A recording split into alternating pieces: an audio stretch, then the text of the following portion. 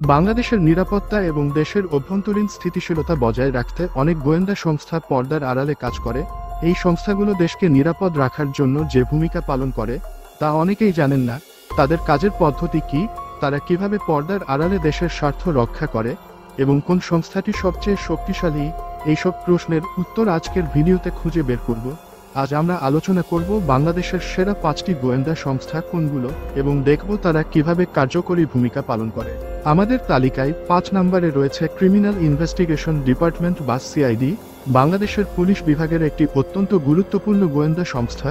CID মূলত গুরুতর অপরাধ তদন্তের জন্য তৈরি করা হয়েছে। এর কাজের মধ্যে রয়েছে হত্যাকাণ্ড, সংঘবদ্ধ অপরাধ, অর্থনৈতিক অপরাধ এবং সাইবার ক্রাইম তদন্ত। সিআইডি এর একটি বিশেষ বৈশিষ্ট্য হল তাদের অত্যাধুনিক প্রযুক্তি ব্যবহার। তারা ডিএনএ বিশ্লেষণ, ফিঙ্গারপ্রিন্ট স্ক্যান, সাইবার তদন্ত এবং অন্যান্য ফরেনসিক পদ্ধতি ব্যবহার করে অপরাধীদের শনাক্ত ও গ্রেফতার করে। সিআইডি এর কার্যক্রম দেশের সুরক্ষার জন্য অপরিহার্য, কারণ তারা অপরাধের সঠিক এবং দ্রুত তদন্ত সম্পন্ন করে এবং অপরাধীকে আইনের আওতায় নিয়ে আসে। 4 নম্বরে রয়েছে ডিফেন্স সার্ভিসেস পুলিশ বা ডিএসপি। বাংলাদেশের সামরিক বাহিনীর অভ্যন্তরীণ নিরাপত্তা এবং শৃঙ্খলা রক্ষায় কাজ করে। এই সংস্থা সামরিক বাহিনীর সদস্যদের কার্যক্রম পর্যবেক্ষণ করে, তাদের আচরণ বিশ্লেষণ করে এবং সেনাবাহিনীর ভিতরে কোনো ধরনের দুর্নীতি বা অনিয়ম শনাক্ত করে তা সমাধান করে। ডিএসপি এর কাজ মূলত সেনাবাহিনীর অভ্যন্তরে সীমাবদ্ধ থাকলেও তাদের ভূমিকা অত্যন্ত গুরুত্বপূর্ণ। এটি সামরিক বাহিনীর নিরাপত্তা নিশ্চিত করতে এবং দেশের অভ্যন্তরীণ শান্তি বজায় রাখতে গুরুত্বপূর্ণ ভূমিকা পালন করে। তাদের লক্ষ্য সেনাবাহিনীর কার্যক্রমের মধ্যে কোনো ধরনের অস্থিরতা বা বিচ্যুতি না ঘটানো এবং শৃঙ্খলা বজায় রাখা। 3 নম্বরে রয়েছে পুলিশ ব্যুরো অফ ইনভেস্টিগেশন বা পিবিআই। বাংলাদেশের অপরাধ তদন্তের সবচেয়ে শক্তিশালী সংস্থা হিসেবে বিবেচিত হয়। এটি বিশেষত বড় ধরনের অপরাধ যেমন সংঘবদ্ধ অপরাধ এবং সাইবার ক্রাইমের তদন্ত করে। পিবিআই আধুনিক প্রযুক্তি ব্যবহার করে অপরাধের তদন্ত করে, যেমন সাইবার ট্র্যাকিং, ডিএনএ বিশ্লেষণ এবং ফরেনসিক টেকনোলজি। পিবিআই দেশের আইনশৃঙ্খলা বজায় রাখতে গুরুত্বপূর্ণ ভূমিকা পালন করে এবং এর কার্যক্রম অপরাধের সঠিক তদন্ত এবং দ্রুত বিচারের জন্য অত্যন্ত প্রয়োজনীয়। তারা দেশের সাইবার নিরাপত্তা ক্ষেত্রেও গুরুত্বপূর্ণ ভূমিকা পালন করছে, যেখানে আধুনিক প্রযুক্তির সাহায্যে তারা বিভিন্ন অপরাধ প্রতিরোধ ও তদন্ত করে থাকে।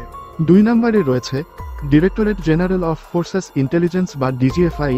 বাংলাদেশের অন্যতম গুরুত্বপূর্ণ সামরিক গোয়েন্দা সংস্থা। এটি মূলত দেশের সামরিক বাহিনীর সুরক্ষা নিশ্চিত করতে কাজ করে।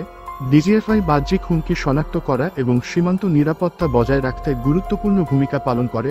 ডিজিএফআই সেনাবাহিনীর জন্য বিশেষ তথ্য সংগ্রহ করে এবং গোপনীয়ভাবে রাষ্ট্রের নিরাপত্তা রক্ষায় কাজ করে। তাদের কাজের মধ্যে রয়েছে সীমান্ত সুরক্ষা, বিদেশি গোয়েন্দা কার্যক্রম শনাক্ত করা এবং সামরিক স্থাপনগুলোর নিরাপত্তা নিশ্চিত করা।